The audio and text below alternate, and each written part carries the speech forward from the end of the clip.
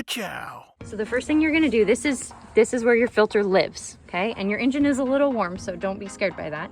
You're gonna take these and you're gonna take them off with your thumb just like that, okay? I'm gonna put it back so you get to do it. And all 4 of them. Oh, there's only 2. So next you're gonna take the box and wiggle it a little bit to the right so that these come off, okay? Wiggle a little harder. And up at the same time, up and off. Yep, you got it. Okay. Just like that, okay? And then you're gonna reach under there and grab the filter. Oh, it's so small. It's tiny. Wow. And it needs to lay flat before you set the top down. Good job, but try not to bend those little guys. Yeah.